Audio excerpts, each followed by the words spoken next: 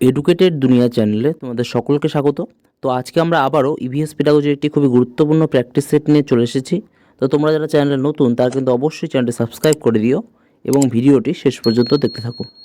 তো দেখো, প্রথম প্রশ্নে বলা রয়েছে যে ঘরে জামা কাপড় ফ্যান চালিয়ে শুকোলে বিদ্যুতের অপচয় হয়, জামা কাপড় ভালো শুকোয় না, জামা কাপড় টেকসই হয় না, নাকি এর সবগুলি ঠিক। তো এখানে কিন্তু সঠিক উত্তর হয়ে যাবে এর সবগুলি ঠিক। অর্থাৎ বিদ্যুতের অপচয় হয়, জামা কাপড় ভালো শুকোয় না, আর কি রয়েছে যে জামা কাপড় টেকসই হয় না। এর পরবর্তী প্রশ্ন দেখো, এর পরবর্তী প্রশ্ন রয়েছে যে পরিবেশবিদ্যা পাঠদানকালে শিক্ষক শিক্ষার্থীর কোন বিষয়ে লক্ষ্য রাখবেন। শিক্ষার্থীর বয়স, মানসিকতা এবং পর্যবেক্ষণ ক্ষমতা, শিক্ষার্থীর পাঠ গ্রহণের ক্ষমতা, শিক্ষার্থীর শিক্ষকের প্রশ্নের উত্তর দিতে পারছে কি না, নাকি শিক্ষার্থী পাঠ গ্রহণের পর ওই বিষয় সম্পর্কিত প্রশ্ন করতে পারছে কি না। তো পরিবেশবিদ্যা পাঠদানকালে শিক্ষক শিক্ষার্থীর কোন বিষয়ে লক্ষ্য রাখবেন।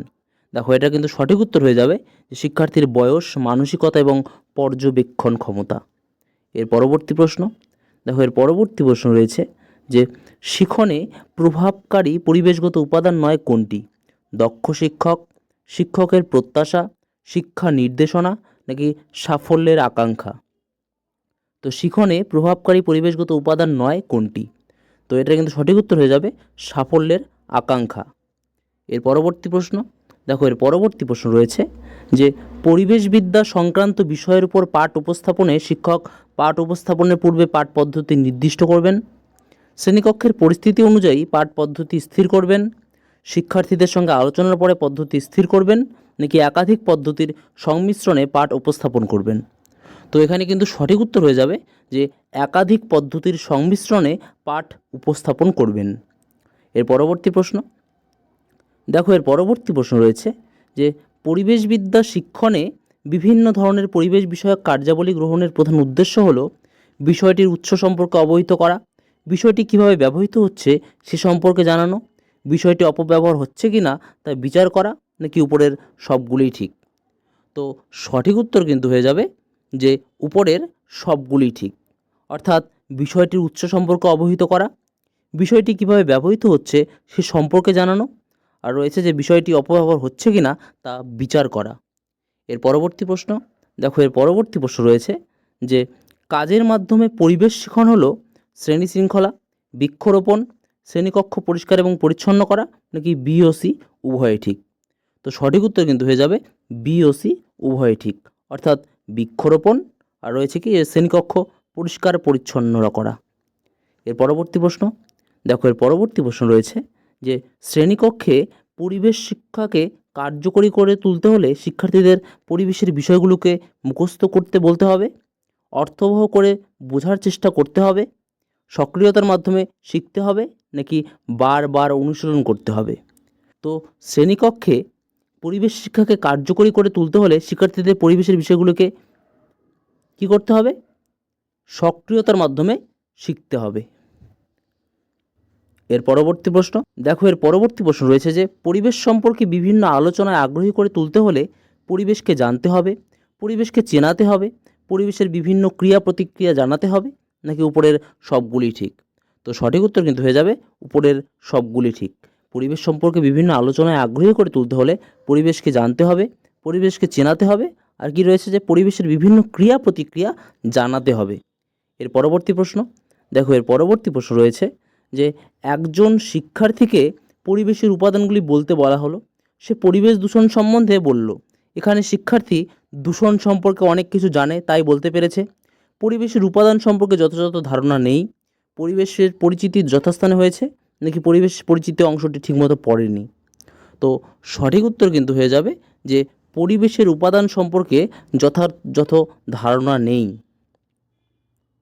এর পরবর্তী প্রশ্ন দেখো, এর পরবর্তী প্রশ্ন রয়েছে যে বায়ু দূষণ পাঠদানে দৃষ্টি নির্ভর উপকরণ ব্যবহার করার পদ্ধতি হলো সাদা কাপড় রাস্তার পাশে টাঙিয়ে রাখলে দেখা যাবে তাতে ধুলো ময়লার ছোপ পড়েছে, বায়ু দূষণের ছবি প্রদর্শন করে বায়ু দূষণ বোঝানো, সিনেমা বা ভিডিওর সাহায্যে বায়ু দূষণের ছবি প্রদর্শন, নাকি উপরের সবগুলি ঠিক।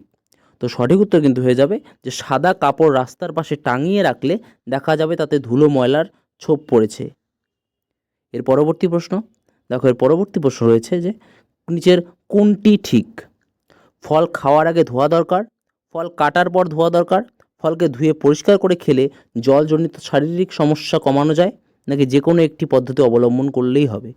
তো সঠিক উত্তর হয়ে যাবে ফল খাওয়ার আগে ধোয়া দরকার।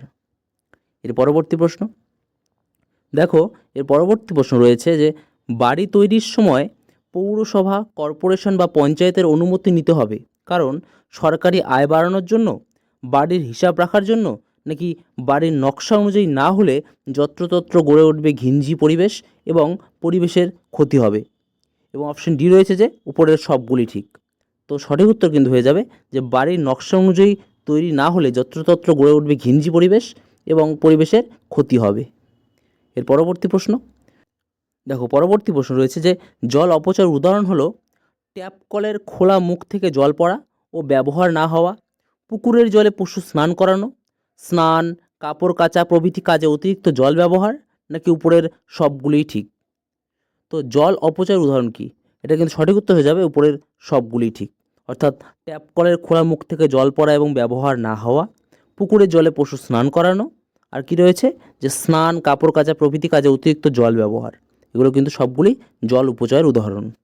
এর পরবর্তী প্রশ্ন দেখো, এর পরবর্তী প্রশ্ন রয়েছে যে পরিবেশবিদ্যা শিখনের ক্ষেত্রে শিখন সঞ্চালনের উপর অধিক গুরুত্ব দেওয়া, অন্যান্য বিষয়ের মতো একই গুরুত্ব দেওয়া প্রয়োজন, স্বতঃস্ফূর্তভাবে এটি ঘটে, নাকি শিখন সঞ্চালনের কোনো প্রয়োজন নেই বা প্রয়োজন হয় না? তো সঠিক উত্তর কিন্তু হয়ে যাবে যে অধিক গুরুত্ব দেওয়া। পরিবেশবিদ্যা শিখনের ক্ষেত্রে শিখন সঞ্চালনের উপর অধিক গুরুত্ব দেওয়া দরকার। এর পরবর্তী প্রশ্ন দেখো, এর পরবর্তী প্রশ্ন রয়েছে বায়ু দূষণ সম্পর্কে আলোচনা করতে গিয়ে শিক্ষক বিশ্বের বিভিন্ন দেশের বায়ু দূষণের বিষয়টি উল্লেখ করেন। শিক্ষক যে ধারণাটি গঠন করতে চান তা হলো বিভিন্ন দেশের বায়ু দূষণের মাত্রা সম্পর্কে অবহিত করা, বায়ু দূষণের মাত্রা কীভাবে হ্রাস করা যায় সে সম্পর্কে সুপারিশ করা, আমাদের দেশের বায়ু দূষণের মাত্রার সঙ্গে অন্যান্য উন্নত দেশের বায়ু দূষণের মাত্রার পার্থক্য জ্ঞাত করা, নাকি বায়ু দূষণ যে আন্তর্জাতিক ঘটনা সে সম্পর্কে জ্ঞাত করা? তো সঠিক উত্তর কিন্তু হয়ে যাবে যে বায়ু দূষণ যে একটা আন্তর্জাতিক ঘটনা সেই সম্পর্কে কিন্তু জ্ঞাত করা। তো এই ছিল আমাদের আজকের প্রশ্নগুলো। দেখা হচ্ছে পরের ভিডিওতে।